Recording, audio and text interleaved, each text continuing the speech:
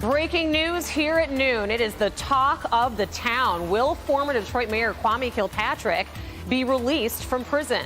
That does top our news this noon. Thank you so much for joining us. These reports have been flying. Kilpatrick's family had lobbied President Trump for a commutation of his sentence, but now they are attempting a so-called compassionate release because of the COVID-19 virus. Other federal prisoners like Paul Manafort have successfully been released from their sentences because of it. So is this happening? And where do things stand right now? Our Mara McDonald has been working her sources, joins us now live in downtown Detroit with what we know. Mara, good afternoon. Rhonda, let me tell you this. Right now, I cannot tell you that Kwame Kilpatrick is going to be let out of federal prison. What I can tell you is that the feds are considering it, and he has been moved into a pipeline that would allow that to happen. There's a lot of backstory here. Things have been churning with this since yesterday. Let me take you through everything. My phone started blowing up yesterday with news that a Kilpatrick release from federal prison was imminent. Not the original commutation of sentence from the president that Kilpatrick was after, but a compassionate release because of COVID-19. What multiple sources close to the family confirmed for me is that the Department of Justice was on board with considering a compassionate release, that Kilpatrick had been placed in a 21-day quarantine in preparation for that kind of release, and family was hopeful that he would be released on June 10th. This morning, an email from the Ebony Foundation congratulating Kilpatrick on his release from federal prison went out.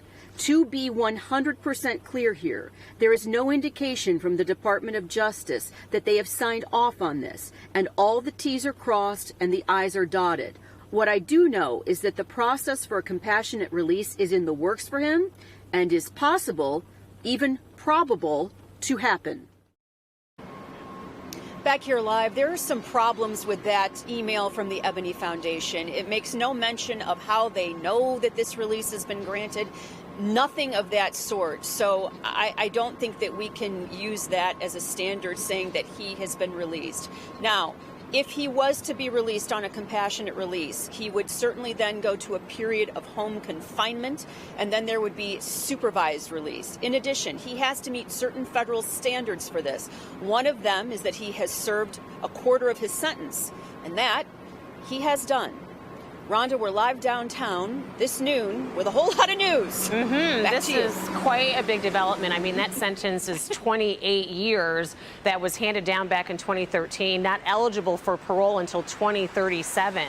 So back to this compassionate release, as I understand it, in order to be granted this, if it's a go, usually there is some kind of underlying medical issue for that prisoner that would make him or her especially susceptible to COVID. So do we know what they're saying, what that may be?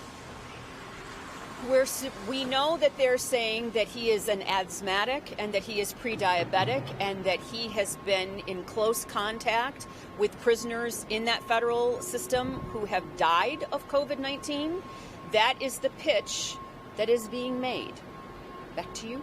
All right. Well, Mara, we appreciate you working all of your credible sources to get to the bottom of this story that's been swirling around all morning. Thank you.